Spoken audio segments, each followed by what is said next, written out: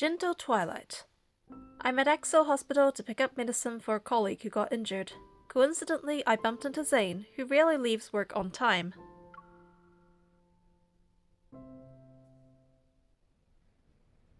Confirming signature of primary care physician. Verified. Your medicine is ready to be collected. Medicine has been collected. Please use as directed by your physician. We wish you a speedy recovery. That's a very clear robot voice. What do you need to recover from this time? I turn around only to be met with Zayne's piercing gaze shining through his glasses. I thought you would be in another surgery at this hour. Zayne seems to ignore my words and reaches out to take the medicine and prescription from me. Orthopedics? Nosy. Oh, it's for my colleague. As Zayne's gaze shifts between the medicine and me, I point at the patient's name written on the prescription. See? Not me. Also, if I was actually injured, would I be standing here in one piece? Your colleague is now seeing an orthopedist. It seems your work has been pushing hunters to their limits. Zayne gives the medicine and prescription back to me. You should also take care of yourself. Noted. Thank you.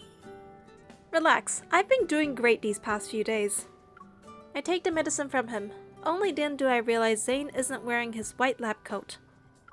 Are you getting up early today? How rare. Expressionless, he points with his right hand and directs my attention to the electronic clock on the wall behind me. I'm getting off on time. Aha, that's also rare. Do you have any plans after work, Dr. Zayne? If going home and waiting until 9 p.m. for a remote consultation counts as a plan, then yes. As Zayne lowers his head and pushes up his glasses, I remember Tara and I are meeting up at a place near his home. Grinning, I move closer to him. You have a scheme, one which involves me. Is that right? That's right. I'm meeting up with Tara at a mall close to your place. If someone could, perhaps, offer me a ride, I'd be saved from the trouble of being late. I knew there would be a price to pay for leaving work on time. As Zayne talks, he turns around and walks towards the elevator. Let's go. I suppose a passenger can spare me from the boredom of rush hour. Yay, thank you, you're the best.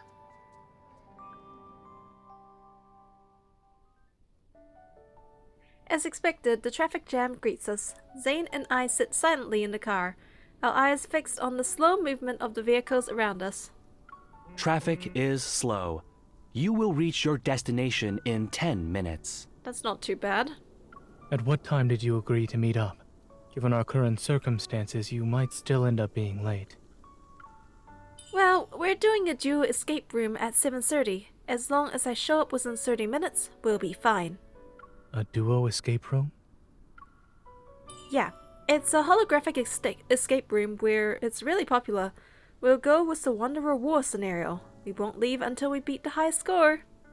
Won't you feel as if you're working overtime? Nope, it'll be like training. At best. Getting off work on time only to train is certainly something you do. Well, what I do is nothing compared to you reading research articles for fun on your days off. I turn my head slightly in Zayne's direction, but he remains focused on what's ahead instead of returning my gaze. I'll admit I spend most of my time either at work or at home, but I do go out to eat or visit museums once in a while. Zayne turns to me. There is a witness sitting next to me. It takes me a few seconds to remember the time I ran into Zayne at a museum. You yourself have admitted it happens once in a while, and I, your witness, have seen it happen every now and then. As the car crawls forward a bit, I look out of the window again. Nearby, a vivid advertisement springs to life on the building's electronic screen. Look! Zayne leans closer to the steering wheel to take a look. A pottery workshop. I signed up for a session last week. I was ready to show off my skills with a stunning design I saw online. I suspect there's a twist. Yes, unfortunately. I was assigned an urgent mission before heading out. I didn't get to see the workshop's door at all. In that case, there's not much of a difference. Mocking each other is pointless. The traffic eases up. Zayne turns the steering wheel, maneuvering the car through an intersection. Do you ever suffer from burnout because work takes up too much of your time and your life? Once a person forms a habit, breaking it can be an uncomfortable experience. Ah, so much determination. You also aren't suffering from burnout, correct? I'm fine, but keeping a good work-life balance is still important. After doing nothing but missions for a while, I've decided to take a well-deserved break this weekend. I straighten my posture and sit up. Dr. Zayne, you also need to step outside your working comfort zone and learn the art of relaxation. Why don't we start a relaxation support group? We can keep an eye on each other to make sure we get enough rest each week. Anyone who keeps working will have to plan a trip for the following weekend. As the car zooms past the traffic light, I see Tara standing at the mall's entrance. It's up ahead. Where do you want me to drop you off? Oh, well, I can already see Tara. Anywhere by the street is good. After Zayne pulls over to the side, I quickly get out of the car. Before I shut the door, I turn to my temporary driver. You still haven't given me an answer. Will you join my group? I suggest you move along now, Miss Group Leader. That's a yes then. It's the weekend again after 3 days have passed. I head to a library for a follow-up visit regarding wanderers from last week. The devices on each floor are working as they're supposed to. We haven't detected anything unusual either. If you happen to see any signs of wanderers again, please feel free to reach out. We'll also keep a close eye on the situation here. That's a huge relief. Thank you. We appreciate you checking in on us on the weekend. After saying goodbye to the librarian, I walk to the elevator on the other side of the corridor. Afternoon sunlight seeps through the glass hole, creating a mosaic of little squares on the floor. I hardly spend my afternoons in the library after I graduated. As I walk between the bookshelves, my eyes lock onto a book. When You Dream? Where have I seen it before? On Zayne's desk. I see. When You Are Dreaming, Part 1.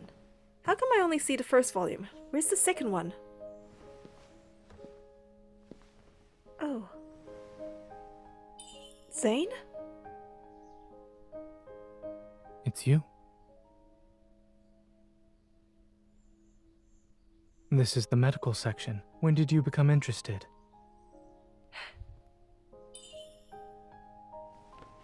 Avicenna's the canon of medicine, just for fun. Just for fun.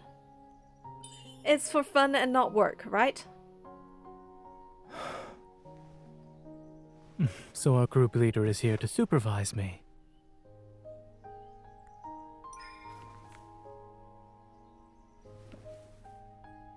When You Dream.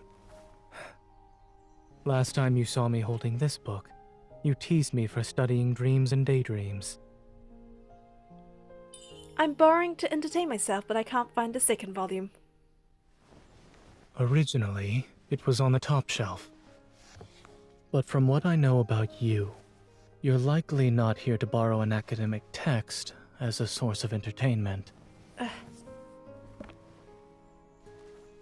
In terms of leaving your comfort zone of working too much and learning the art of relaxation, you failed.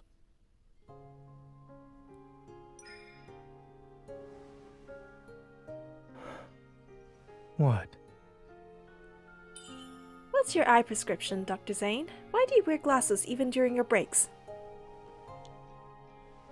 My usual workload in dealing with troublesome patients requires them.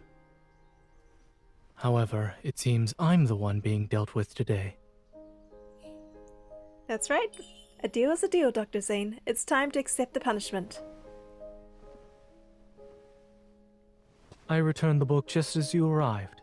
That shouldn't be considered a failure. Trying to be silver-tongued, huh?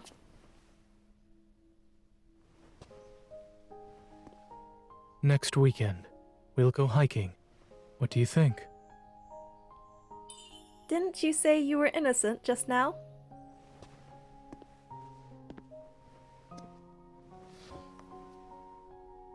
Fine. Does this mean you'll accept my invitation now?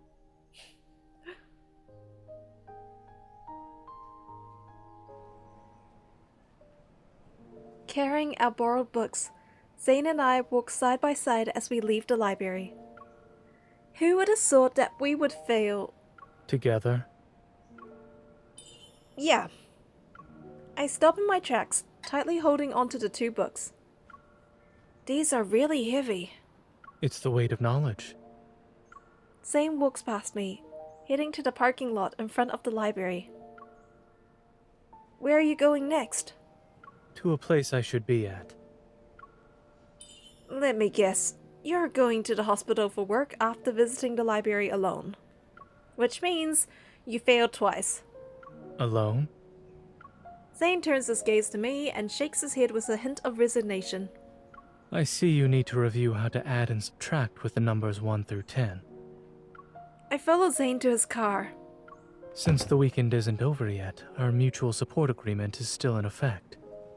Before we go hiking, why don't you take the time to see if you can find a pottery workshop to sign up for?